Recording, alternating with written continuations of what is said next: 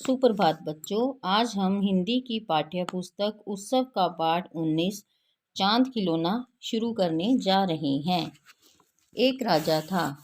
उसकी एक छोटी सी बेटी थी। वह उसे बहुत प्यार करता था। एक बार राजकुमारी बीमार पड़ गई।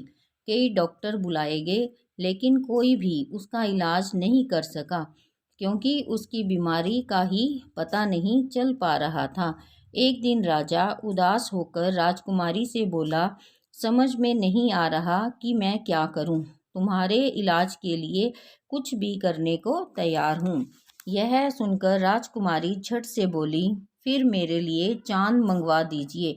मैं उससे खेलूंगी तो मेरी तबीयत ठीक हो जाएगी।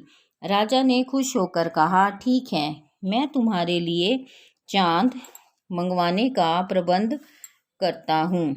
राजा के दरबार में बहुत से योग्य व्यक्ति थे। सबसे पहले उसने अपने प्रधानमंत्री को बुलाया और धीरे से कहा, रानी बेटी को खेलने के लिए चांद चाहिए। आज नहीं तो कल रात तक जरूर आ जाना चाहिए। चांद? प्रधानमंत्री ने आश्चर्य से कहा। उसके माथे पर पसीना आ गया। थोड़ी देर बाद वह बोला, महाराज, मैं इस दुनिया के किसी भी कोने से कोई भी चीज मंगा सकता हूँ, लेकिन चांद लाना मुश्किल है। राजा ने प्रधानमंत्री को तुरंत दरबार से जाने का आदेश दिया और कहा, प्रधान सेनापति को मेरे पास भेजो। प्रधान सेनापति के आने पर राजा ने उससे चांद लाने के लिए कहा, पर प्रधान सेनापति ने अपनी असमर्थता व्यक्त करते हुए कई तर्क दिए और अंत में बोला, चांद को कोई भी नहीं ला सकता। वह यहाँ से 2 लाख मील से अधिक दूर है। राजा ने उसे भी चले जाने के लिए कहा। उसके बाद उसने अपने खजांची को बुलाया।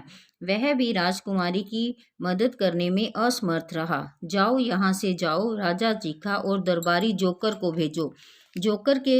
जोकर ने आते ही झुककर सलाम किया और पूछा, सरकार, आपने मुझे बुलाया?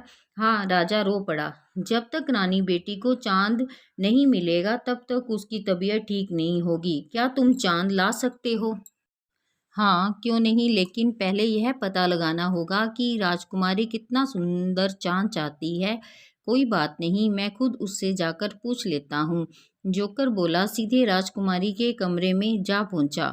राजकुमारी ने जोकर को देखा और पूछा, क्या तुम चांद ले आए? अभी नहीं, लेकिन जल्द ही ला दूंगा। पर यह तो बताओ कि चांद कितना बड़ा? राजकुमारी ने कहा, मेरे अंगूठे